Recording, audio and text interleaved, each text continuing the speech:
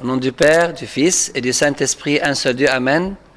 Très chers spectateurs, j'aimerais répondre à une question biblique. En parlant des signes de la fin des temps, notre Seigneur Jésus-Christ a dit « Je vous le dis en vérité, cette génération ne passera point que tout cela n'arrive. » Comme c'est écrit dans l'Évangile selon saint Matthieu, chapitre 24. Comment expliquer cette parole alors que cette génération est passée, ainsi que plusieurs autres, et le monde n'a pas encore touché à sa fin? La réponse, en réalité, Seigneur Jésus, dans l'Évangile selon saint Matthieu, chapitre 24, et l'Évangile selon saint Marc, chapitre 13, cite deux faits qui sont la destruction de Jérusalem et la fin du monde. Il ne se limitait donc pas à la fin du monde, et quand il dit « cette génération ne passera point que tout cela n'arrive », il faisait allusion à la destruction de Jérusalem, comme il l'avait déjà prédit.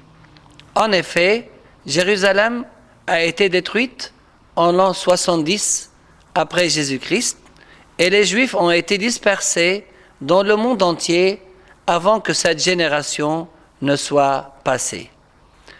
Notre Seigneur Jésus émit de nombreuses prophéties concernant la destruction de Jérusalem et non la fin du monde. Nous en relevons.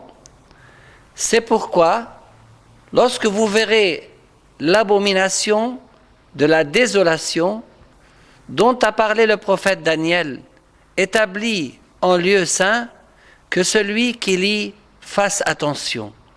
Alors que ceux qui seront en Judée fuient dans les montagnes, que celui qui sera sur le toit ne descende pas pour prendre ce qui est dans sa maison, et que celui qui sera dans les champs ne retourne pas en arrière pour prendre son manteau.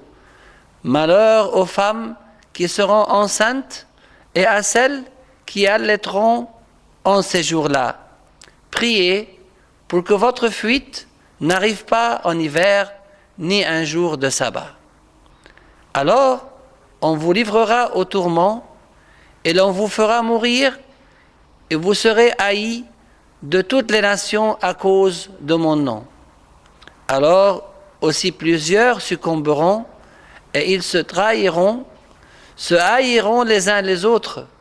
Puis, de deux hommes qui seront dans un champ, l'un sera pris et l'autre laissé.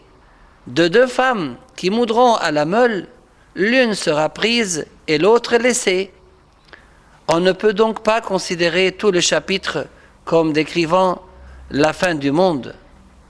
Par l'avènement du Fils de l'homme, il désigne son second avènement à la fin des temps.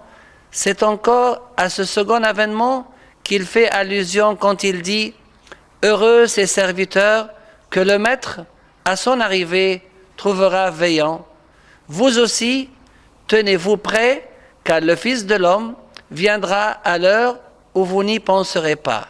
Et encore, craignez qu'il ne vous trouve endormis à son arrivée soudaine, et gloire à Dieu éternellement. Amen. »